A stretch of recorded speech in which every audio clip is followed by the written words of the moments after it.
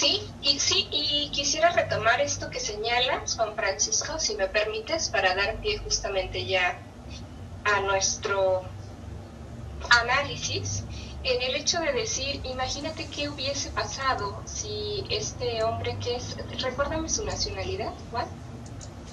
Él es, nace en Australia, Ok. si no mal recuerdo.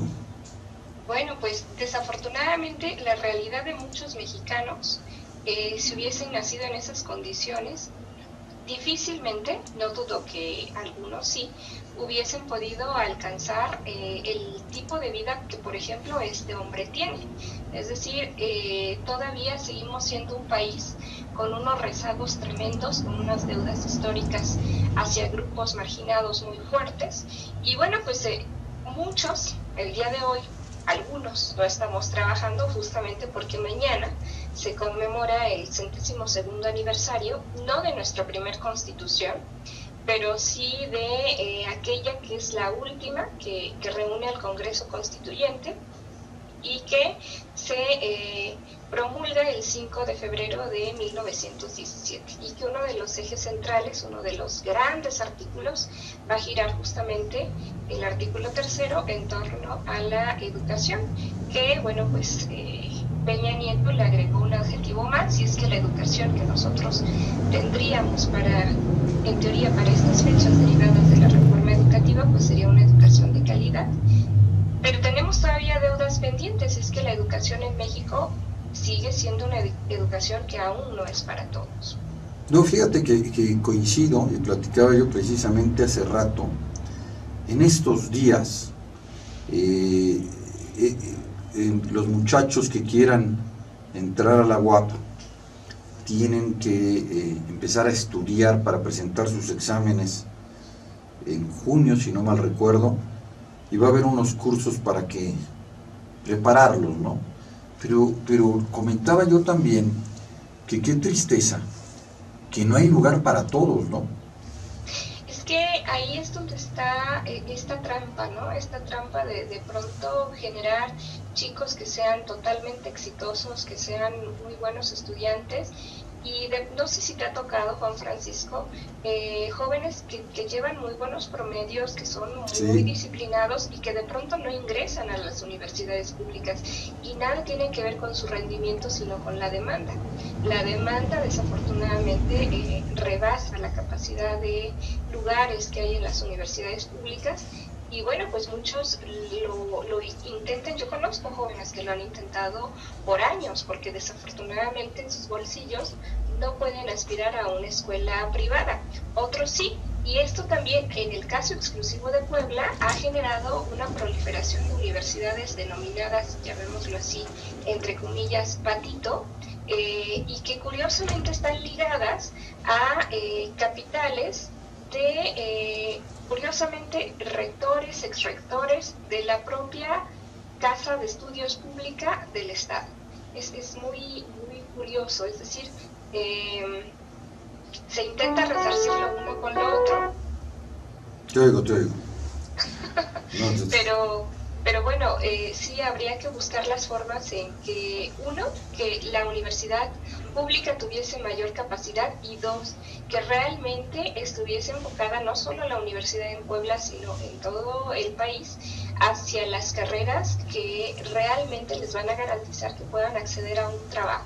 Porque desafortunadamente muchos de los egresados universitarios, una vez que salen, o tienen salarios impresionantemente precarios, o no encuentran trabajo en la rama en la cual decidieron profesionalizarse. Fíjate que no sé cómo ves que pongamos aquí un pequeño audio, aquí es video, pero pues está en chino que se vea, te voy a leer Tony Wagner. Es una figura reconocida mundialmente en educación. Wagner ha ocupado diversos cargos en la Universidad de Harvard durante más de 20 años. Entre ellos ha trabajado 4 años como experto en residencia en el Laboratorio de Innovación de Harvard y el fundador y codirector durante más de una década del Grupo de Liderazgo para el Cambio en la Escuela de Graduados de Educación de Harvard. Su experiencia laboral previa incluye 12 años como maestro de escuela secundaria, profesor universitario en formación docente y director ejecutivo fundador de Educadores para la Responsabilidad Social. Fíjate nada más, responsabilidad social, ¿no? Bueno, el siguiente video, Warner plantea que el auténtico desafío es que los niños tengan opciones reales, que puedan experimentar y colaborar entre ellos. Estar preparados para la era de la innovación requiere que los niños aprendan a trabajar en forma colaborativa, que aprendan a pensar de forma crítica, que aprendan a comunicarse de forma efectiva y que sepan resolver problemas de forma creativa. El educador se pregunta, ¿por qué seguimos inculcando a los niños que todo el mundo tiene que cursar enseñanza superior? Fíjate qué interesante, ¿eh? Cuando muchas personas no tienen ni necesitan una titulación universitaria. Hay que preparar a los jóvenes para ser ciudadanos activos e informados. Defiende el investigador. ¿Cómo ves? Pues mira, Juan, en este sentido, a ver, son muchas vertientes que convergen en un mismo punto, y que es el tema de la educación, ligado justamente con esta nueva propuesta que hace el presidente Andrés Manuel López Obrador y que retoma Moctezuma sobre las clases de civismo, por ejemplo, en la incorporación al nivel básico. Pero yo sé que en tu caso tú retomas mucho los países europeos como punto de referencia. No, esto es Estados Unidos, esto fue estudio en Harvard. Sí, en Harvard, pero bueno, me parece que hace un rato estabas hablando de Finlandia. Una cosa sí, es que esto fue un estudio de Harvard desde hace 20 y tantos años, okay. Y que Finlandia... No, yo coincido con este estudio. Lo que quería decirte es que posiblemente los latinos somos muy apasionados y los latinos estamos cargados de filias y de fobias. Y de pronto en esas filias y en esas fobias nos perdemos de cosas realmente interesantes y realmente positivas que tienen países no tan lejanos. En este sentido, yo recuerdo perfectamente Cuba, el caso específico de Cuba, en el cual hay 0% de analfabetismo y en el cual a mí me pareció muy interesante, porque indagando sobre la educación en Cuba, algo que me sorprendió muchísimo y que yo no lo sabía, es que ellos hacen un estudio sobre cuáles son las áreas que carecen ya sea de empleos o de oficios en Cuba. Y entonces, dependiendo de eso, es como la matrícula en las universidades, que tiene como dos vertientes, como el nivel equivalente a licenciatura, los médicos, o un poco el tema de los oficios, se van destinando y entonces se abren, por así decirlo, los grupos, pero dependiendo siempre de la capacidad. Es decir, no te permiten no te permitirían, por así decirlo, estudiar en algo que saben que no vas a poder laborar, en algo que ya tiene una sobredemanda. Y a mí me parece que nosotros en México ligamos el tema de la educación con el tema de que los niños sepan hacer desde muy pequeñitos grandes cosas, ¿no? A los 4 o 5 años los queremos leyendo, los queremos haciendo sumas, los queremos haciendo restas, y para nosotros ese es el nivel educativo. Ese es el equivalente a estar en una buena posición. Cuando en otros países, en países también europeos y en algunos países latinos y en Canadá, por ejemplo, en los primeros años la prioridad no es que los niños sepan hacer sumas, no es que los niños sepan hacer restas, no es que los niños aprendan a leer a una edad muy corta. La prioridad es generar lazos sociales, es colocarlos en posiciones donde un niño genere empatía hacia el otro, hacia la realidad del otro, donde se promueve la ayuda mutua, donde se promueven esto que tú señalabas, trabajo en equipo, que acabas de leer, trabajo colaborativo, más allá de la competencia, y que van integrando, van dándole fuerza a los lazos sociales, van estableciendo un tejido social desde muy pequeñitos. Creo que aquí en México, desafortunadamente, los docentes o también las líneas educativas que nos marcan todavía no están enfocadas en ese sentido, y también como papás no nos preocupa eso. Es decir, como papás de pronto vemos que nuestros hijos son muy poco empáticos y no es algo que nos preocupe. Lo que nos preocupa es el resultado que tiene en el examen, cuando no nos hemos dado cuenta que el estar preocupado en estos aspectos y no en lo primordial, que es la convivencia, que es la empatía, porque no dejamos de ser seres humanos, nos conduce a niveles de violencia tan grandes y tan terribles como los que tenemos hoy día. Es decir, yo te aseguro que muchos de los que cometen asaltos, de muchos que son violadores, de muchos que hacen extorsiones, saben leer y saben escribir. Y te aseguro que muchos de ellos posiblemente lo aprendieron a muy corta edad. Y te aseguro también que muchos de los que están detrás de estos grupos son personas que han estudiado en lugares o en escuelas muy prestigiosas. ¿Qué fue lo que nos falló como sociedad?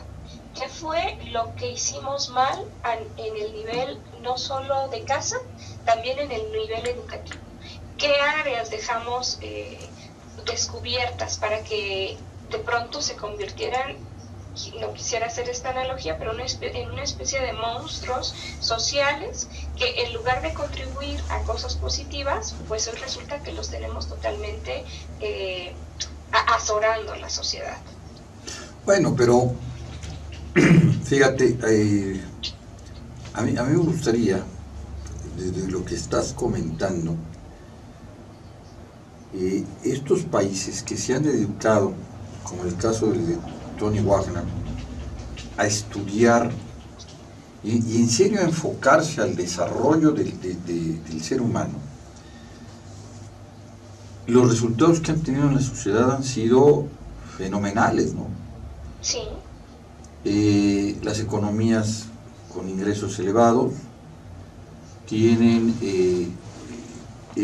crímenes, el porcentaje de crímenes que tienen en estos países es bajo, ¿no? Tienes un desarrollo personal muy elevado y sobre todo la gente es feliz porque están haciendo lo que ellos quieren. Aquí me vuelvo a repetir esta frase me agradó, ¿no?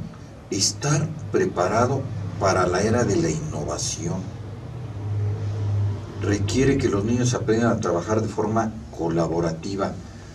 Hombre, aquí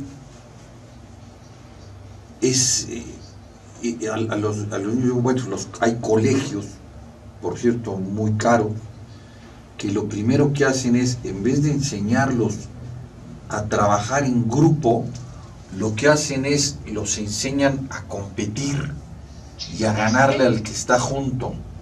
Es justamente esto que te señalaba. Sí, no, eso está fatal.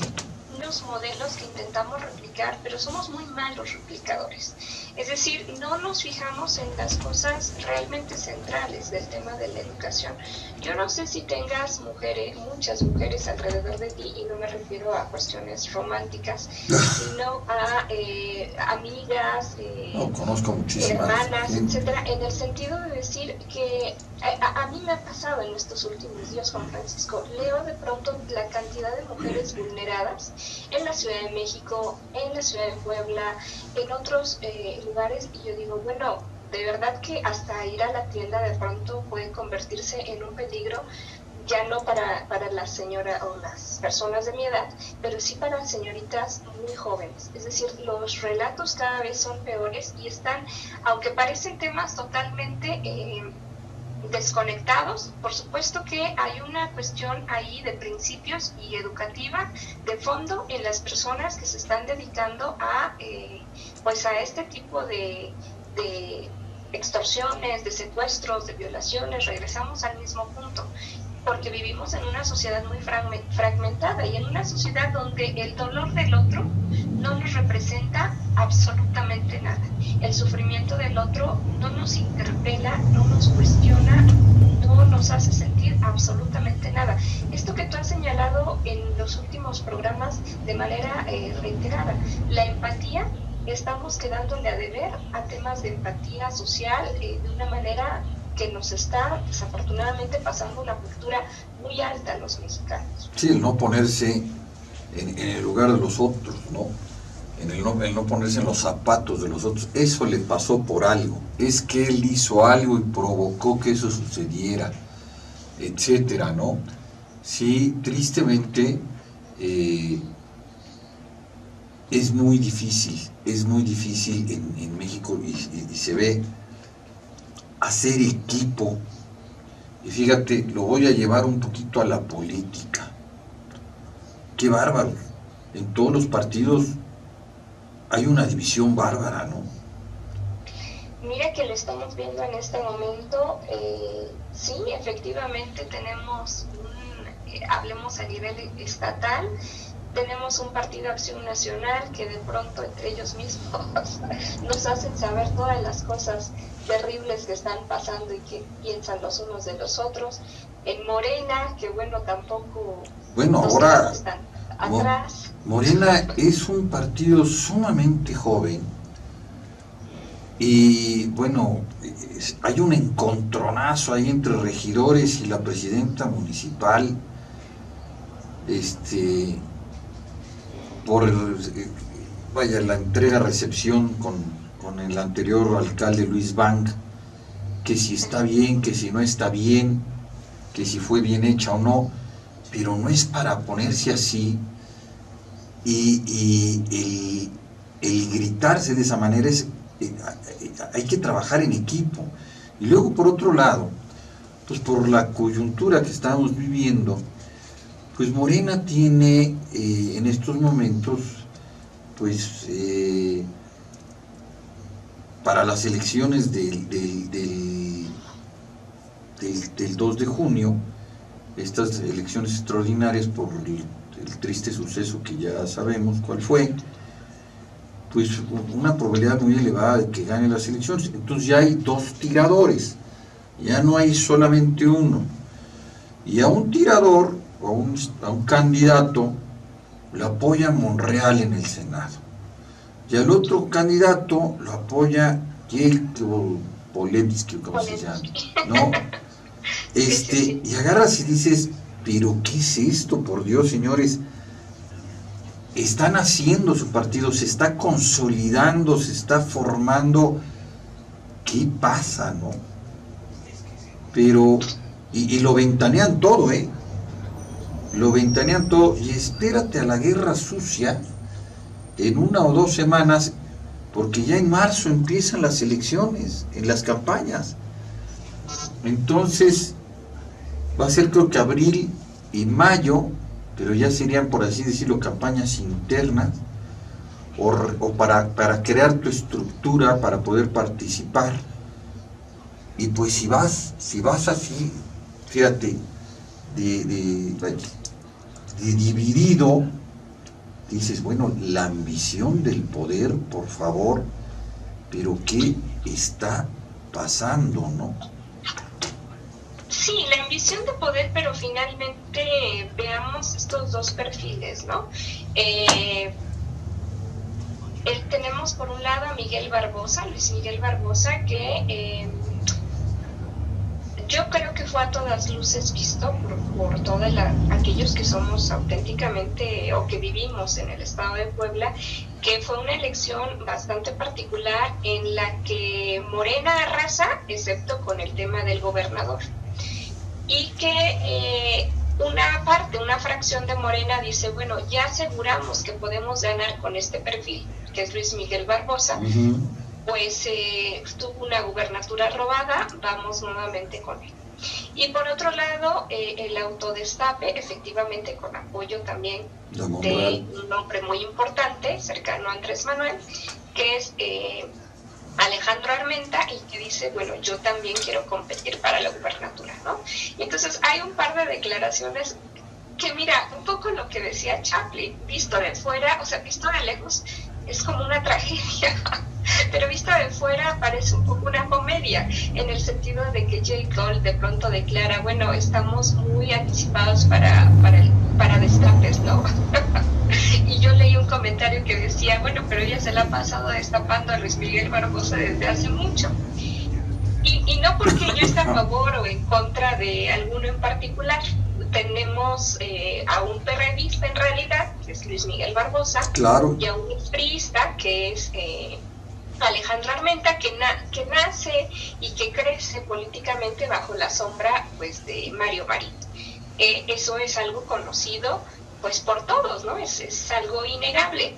Ni lo uno ni lo otro es que sea condenable, es decir, pueden surgir de distintos aspectos, pero bueno, también su trayectoria política los avala por sí mismos, ¿no? ¿Qué tipo de personalidad han tenido? ¿Qué puestos han ocupado? ¿Cuáles son los frutos que han tenido? Luis Miguel Barbosa tiene un carácter muy fuerte. sí.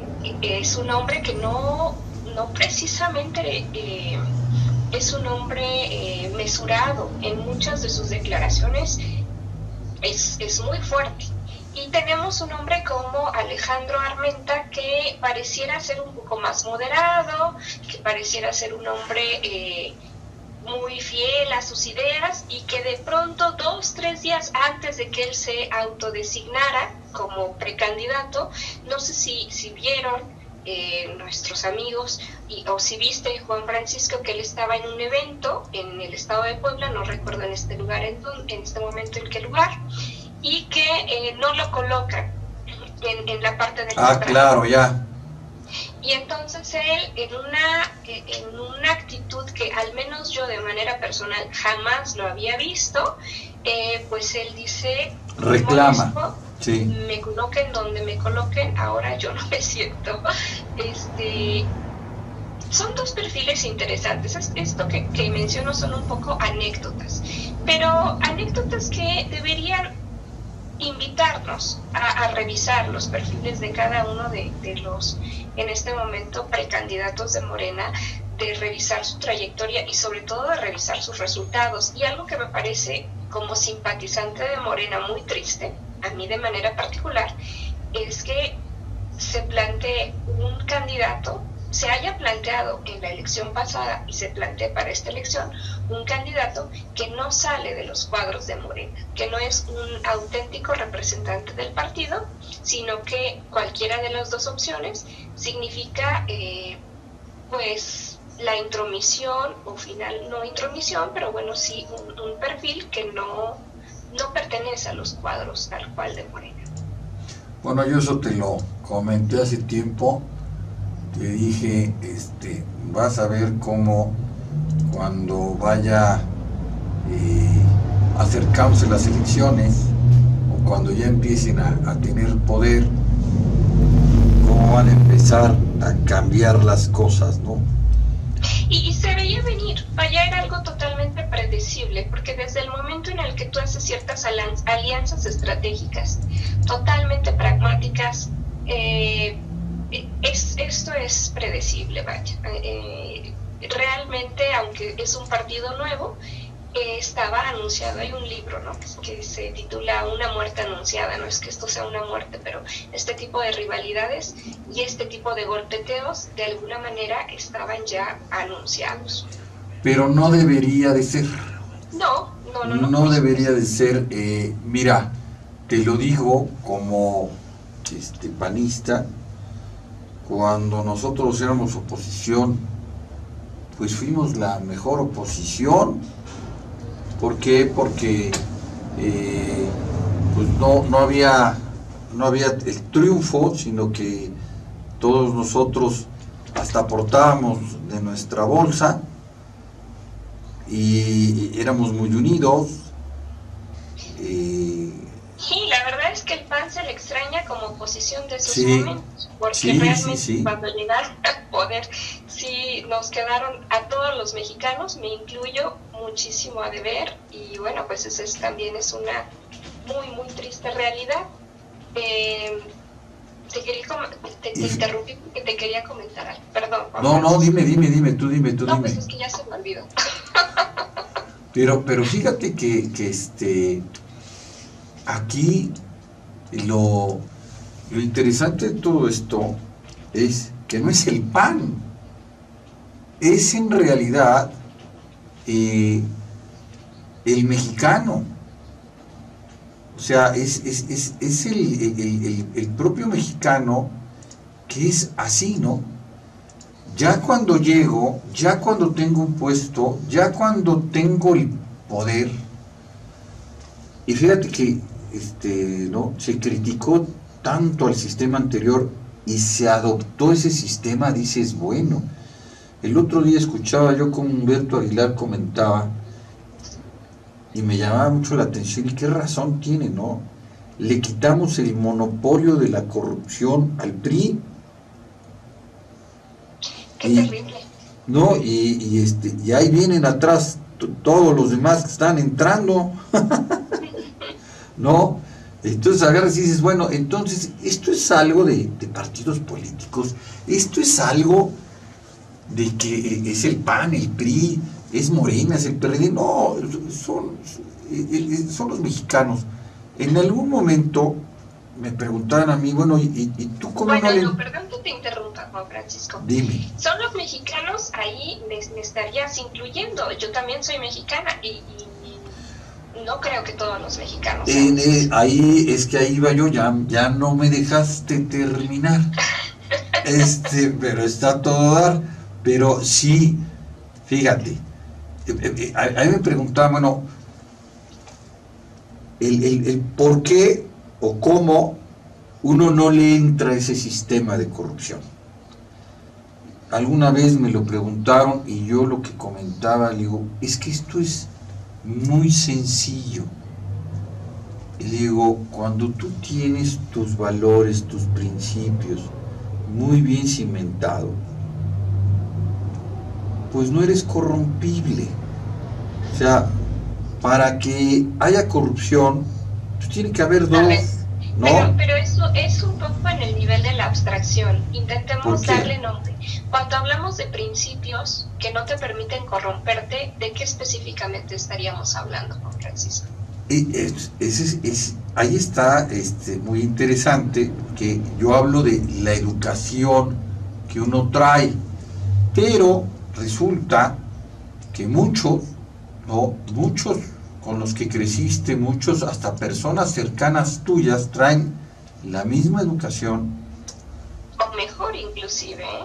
No vaya, puede ser. En mi caso sí, o sea, por ejemplo, cuando tú dices educación, no sé específicamente si te estás refiriendo a educación escolar, educación de educación de formación. No, ya llegar a vaya, tú ya te entendí por dónde vas, pero no, yo digo, te educaron en la misma escuela, creciste junto, viviste en la misma casa y tus valores y tus principios y tu ética son completamente diferentes. Tu forma de ver la vida es completamente diferente. Y la pregunta ahí sería, oye, pero ¿y por qué no? Pues sí, eso es interesantón. ¿Por qué personas, fíjate, que se educan de la misma manera, en el mismo medio, al mismo nivel, por qué son tan diferentes? Y aquí me iría yo a los países desarrollados, ¿no? Digo, bueno, ¿por qué estos señores que pasan por lo mismo que hemos pasado nosotros, sí tienen esa formación diferente, ¿no? Mira, yo creo que es algo no solamente personal, sino que es algo cultural, es algo también cultural de la sociedad.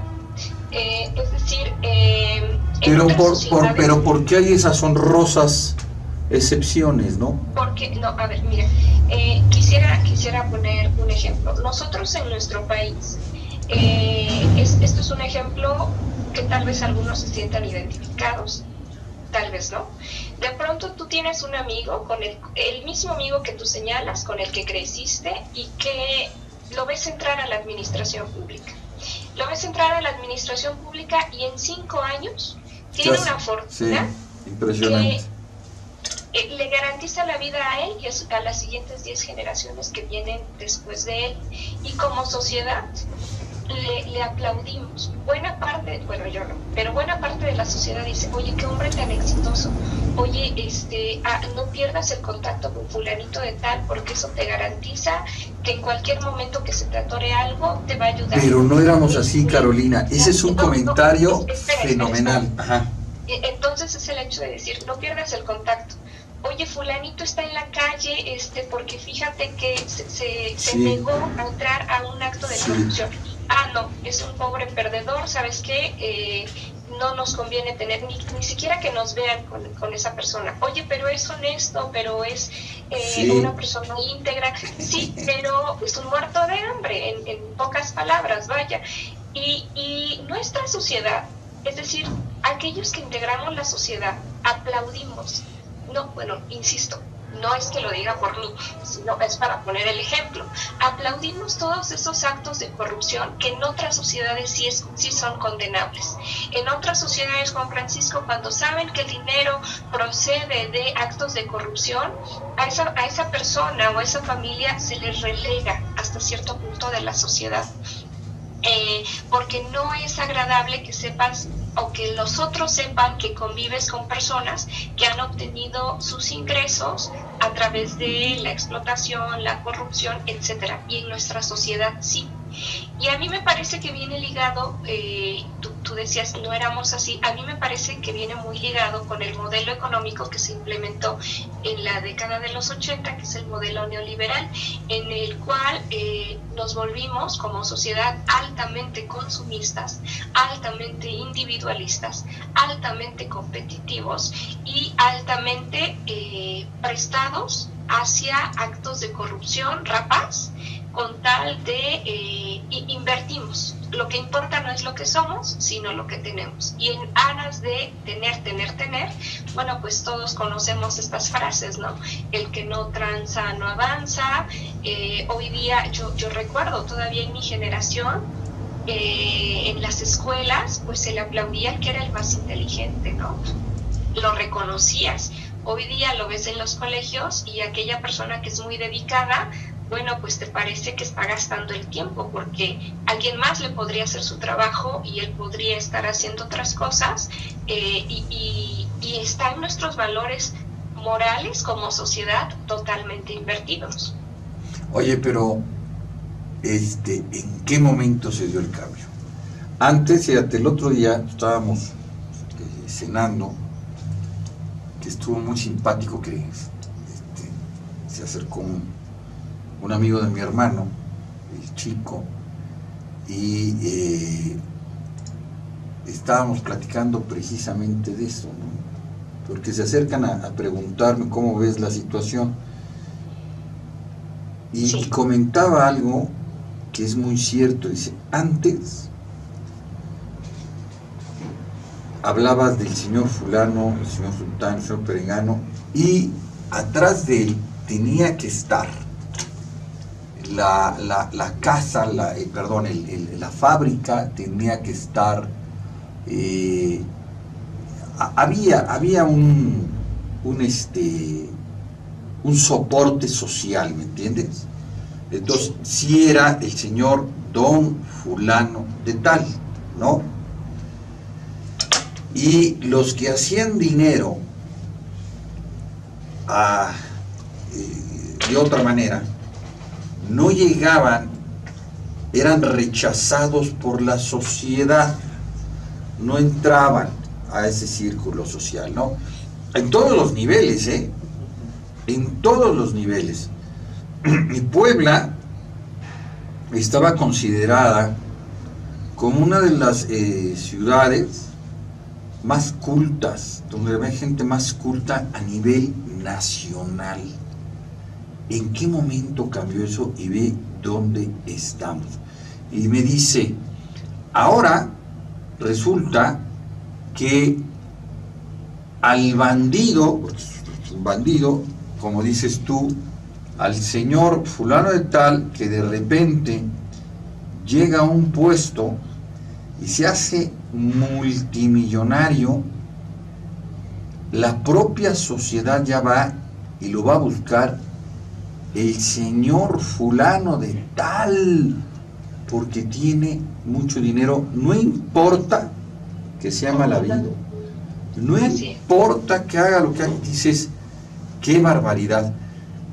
Y yo creo, y estoy seguro que por ahí viene, primero es una estrategia del propio gobierno que nace en los años, bueno, hay una estructura que nace en los años 70, pero hay una estructura política, y luego en los años 90 cambian la educación, y de los años 90 para aquí se incrementa la impunidad en México, mandándoles un mensaje a todos los mexicanos diciéndoles, puedes hacer lo que quieras, no te preocupes, la ley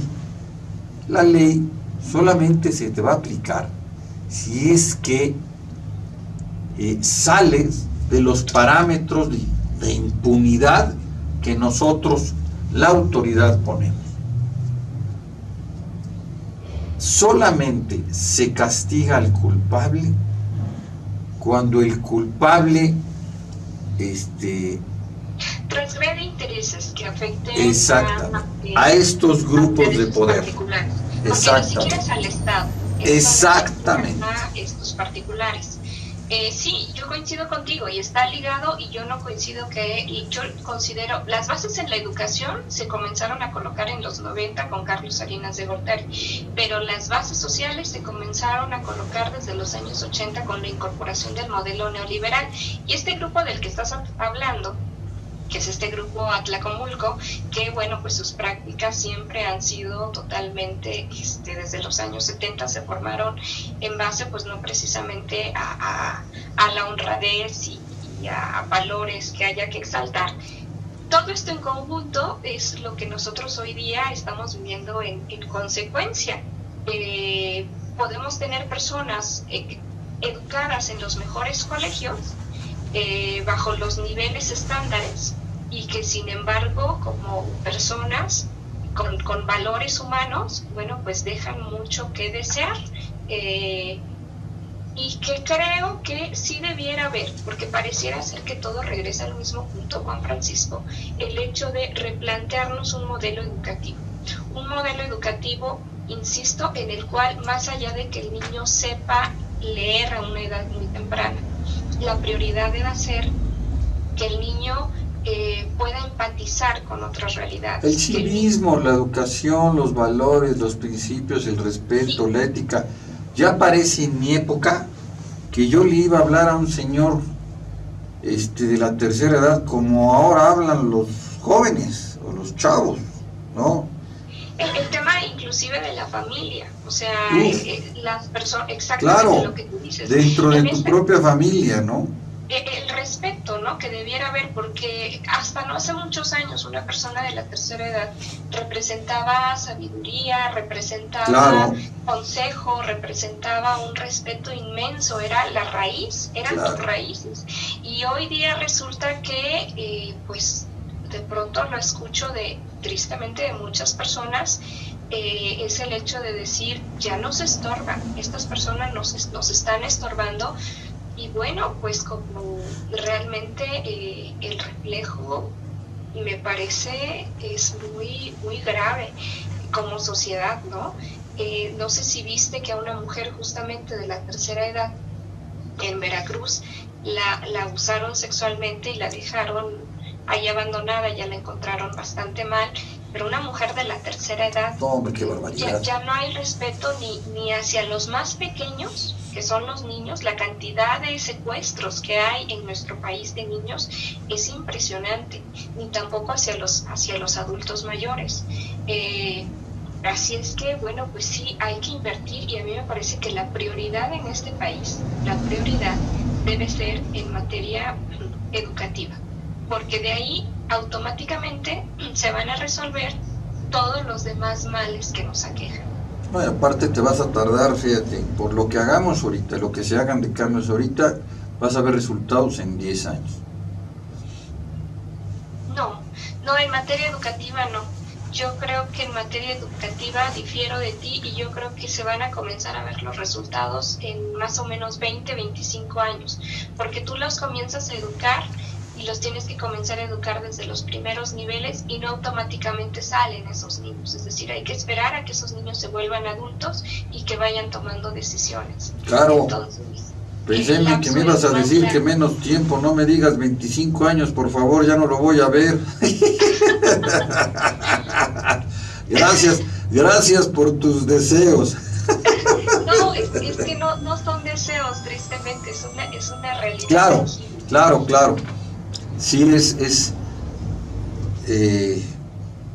sí, es una triste realidad que le pega mucho al país, que le pega, y le pega al desarrollo de todo, porque le pega, fíjate qué importante la educación, que lo que estás tú diciendo, que tú opinas que se verían los resultados en 20 años. ¡Qué barbaridad! Esperemos que esto se dé antes, porque si no, bueno, yo creo que todavía hay una manera de revertirlo, Juan Francisco, y es a través de la ley, es a través de generar leyes coercitivas. Es decir, si tú no actúas de manera correcta por convicción, sí, lo tienes que hacer entonces bajo la consigna de que entonces vas a ser castigado, y no se han creado las leyes suficientemente fuertes, o sí están creadas pero no se ejecutan para castigar. Ve lo que hicieron en Singapur, ¿no? Sí, efectivamente. Y que lo hemos repetido aquí N cantidad de veces. ¿Estás dispuesto a meter a tus hermanos, a tu propia familia, a tus amigos a la cárcel? Eso fue una de las preguntas que se hizo el primer ministro de Singapur cuando tomó la decisión que tomó, y a los que no se vayan los mato. Híjole.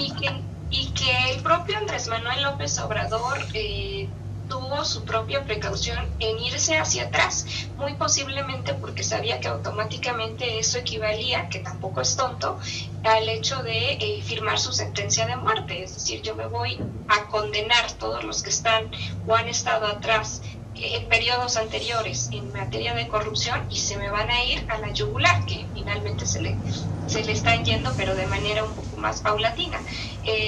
Pero en ese sentido, Juan Francisco, yo creo que sí, al menos en ciertas áreas debe aplicarse vías como sociedad. Claro, cuando tú no castigas a un feminicida, cuando tú no castigas a un narcotraficante, cuando tú no castigas a un secuestrador, cuando tú no castigas a un guachicolero, es abrirle las puertas a la impunidad para decir, hagas lo que hagas, no te va a pasar nada, porque la ley está más preocupada en resolver otro tipo de casos y en ejercer otro tipo de sanciones, que estas cosas que realmente están lacerando a todos los mexicanos. Pues ya tienen que empezar a actuar fuerte, porque y contundente, sí, de manera contundente. Estamos completamente estamos de acuerdo. Es una maravilla. 901, pues Caro, Juan Francisco querido, pues muchísimas gracias. No, al contrario, muy amable. Un excelente inicio de semana. Fíjate que hoy, 4 de febrero, quiero compartirlo contigo. Hoy era el cumpleaños de mi abuelito, que yo crecí con mis abuelos maternos. Sí. Entonces, muchos años, 30 años de mi vida, los 4 de febrero eran días de fiesta. Y el 4 de febrero de hace 2 años falleció mi abuelita, su esposa. Entonces, es un día donde converge para mí la vida y la muerte, pero es un muy buen día, y bueno, pues a la memoria de mis 2 queridos abuelos. Pues un abrazo con mucho afecto, mi querida Caro. Muchas gracias, Juan Francisco. Y pues que sea de fiesta, aunque no estén, pero sí, el claro, ejemplo que te dejaron del amor, pues ahí están, y esos perdurarán toda la vida en tu corazón. Entonces, adelante. Oye, pero ¿cómo se está yendo el año, que ya se acabó el primer mes? Sí, rapidísimo. Así es. Bueno, pues un abrazo, Juan Francisco, y excelente inicio de semana. Igualmente, nos hablamos más tarde. Pues muchas gracias a todos. Ahora sí que está usted escuchando y viendo su programa Realidades y Opiniones en México Prioridad. Lo está viendo también en Facebook con Juan Francisco Menéndez Priante y en Facebook en México Prioridad. En nombre de Leobardo Espinosa, director de México Prioridad, y Ricardo Camela en los controles y Javier Águila en la cámara, le damos los buenos días.